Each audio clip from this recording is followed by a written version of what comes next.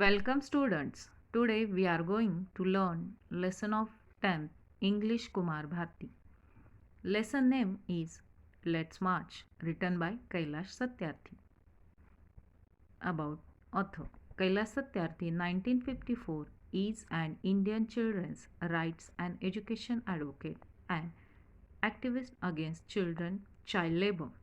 He founded the Bachpan Bachao Andolan in 1980 and has acted to protect the rights of more than 83,000 children across 144 countries. He is honored with many awards, including Nobel Peace Prize of 2014. He had addressed this speech on the eve of Nobel Prize distribution ceremony. Let's start the lesson.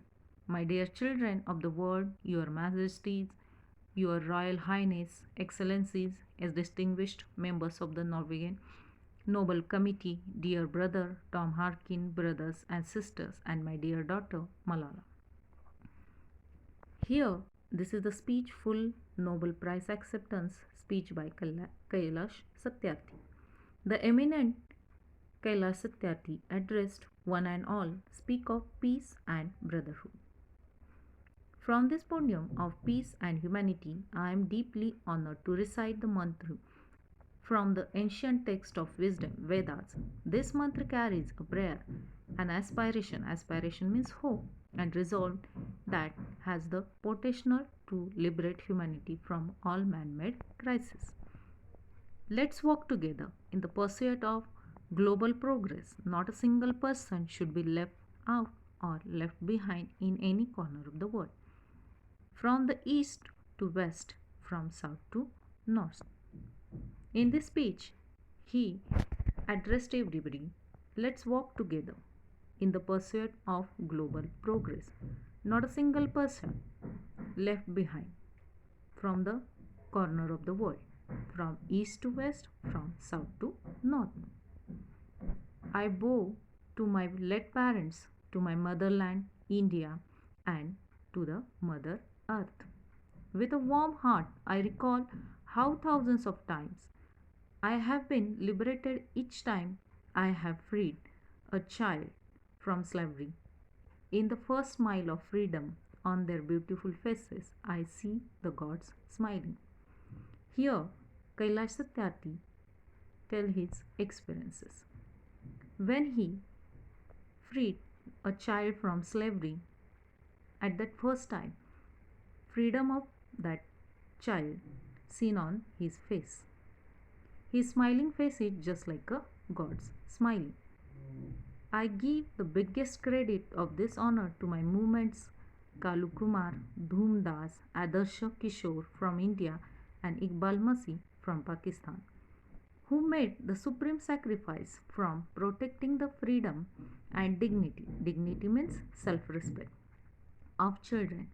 I humbly accept this award on the behalf of all such matters, my fellow activists across the world, and my countrymen.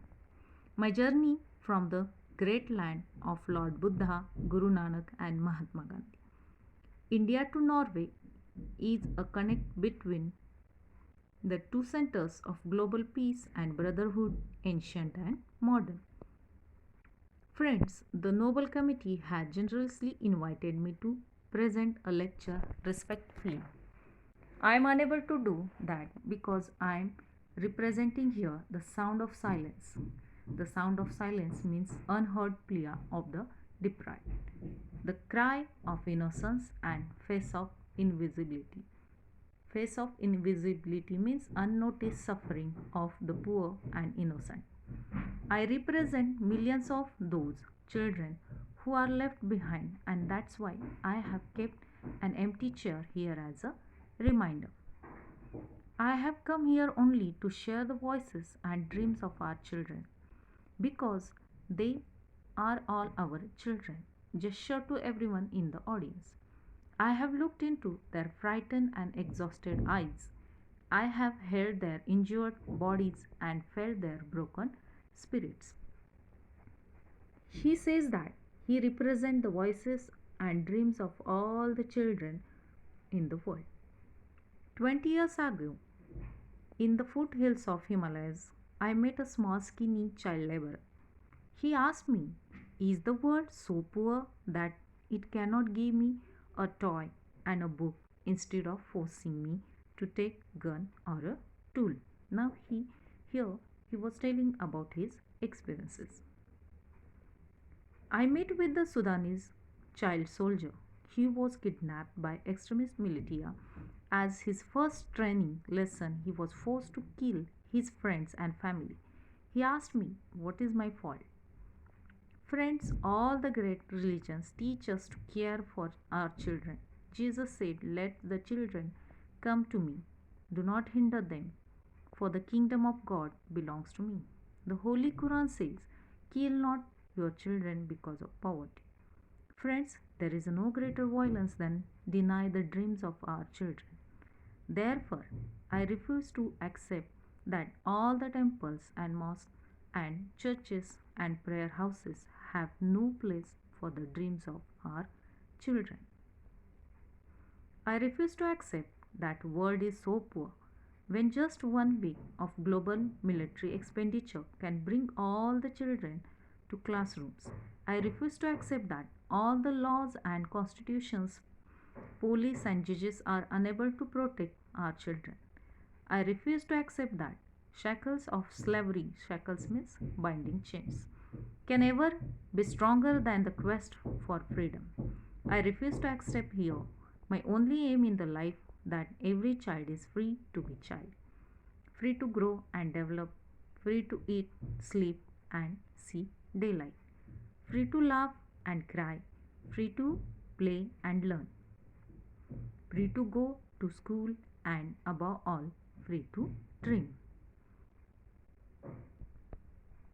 I have the privilege of working with many courageous people who have the same aim. We have never given up against any threat or attack, and we never will. We have made progress in the last couple of decades. We have reduced the number of out of school children by half. We have reduced the number of child laborers by third. We have reduced the child mortality and malnutrition, and we had prevented millions of child's death. But let's make no mistake, great challenges still remain. Friends, the biggest challenge or biggest crisis knocking on the doors of humankind is fear and intolerance. We have utterly failed our children in imparting an education that gives meanings and objective of life, an education that gives a sense of global citizenship among the youth. Here, Kailash Satyarthi gives the importance of education to us.